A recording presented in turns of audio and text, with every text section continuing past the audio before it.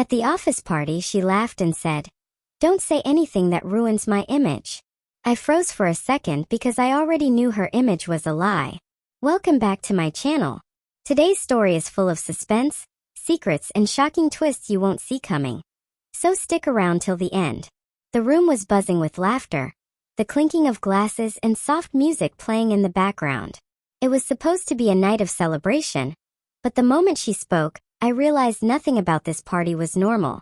Sarah, my girlfriend of 2 years, was always careful about appearances. Her laugh was sweet, her smile perfect, but underneath I had begun to sense cracks. Earlier that week, I had stumbled upon her phone. I didn't mean to, but curiosity got the better of me. There were messages, subtle at first, just polite chats with a colleague named Ethan. But as I scrolled, the texts grew more personal, flirtatious, dangerous. "Can we meet tonight?" one read. "I can't stop thinking about you," said another. My stomach twisted as I read them, realizing that the woman standing before me, laughing and glamorous, was hiding an entirely different life. And here she was in front of everyone, whispering for me to stay silent. That was her image. Perfect, untouchable, untarnished. But tonight, that image would begin to crumble. I decided not to confront her immediately. Instead, I watched. I moved closer to the punch table, keeping my eyes discreetly on her. I noticed her phone buzzing constantly. She smiled, typed back quickly, and slipped out toward the balcony. My heart raced. I knew she wasn't alone. I followed quietly, my footsteps silent on the polished floor.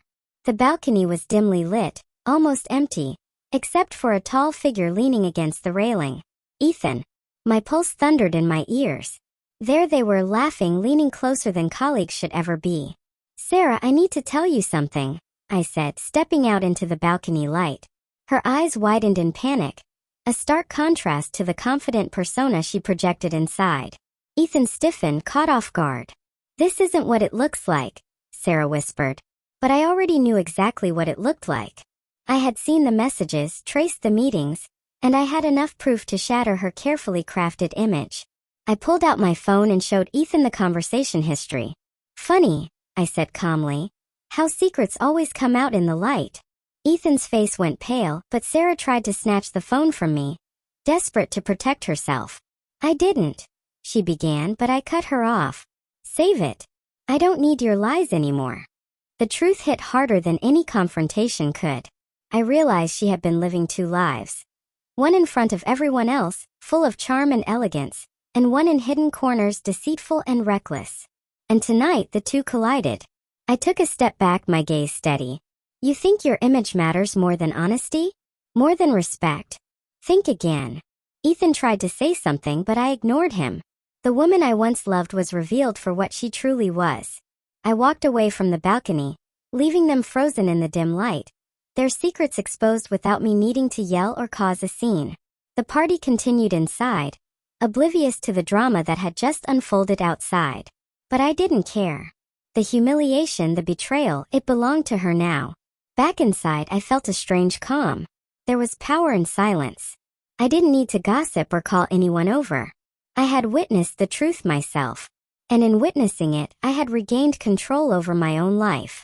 The next morning, I received a text from her. "Can we talk? Please." I didn't reply.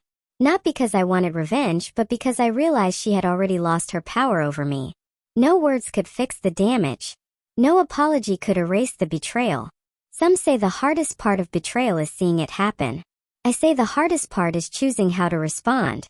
I could have screamed, made a scene, destroyed her in front of everyone, but I chose silence. Watching her unravel, knowing I had clarity and she had none, was more satisfying than any confrontation.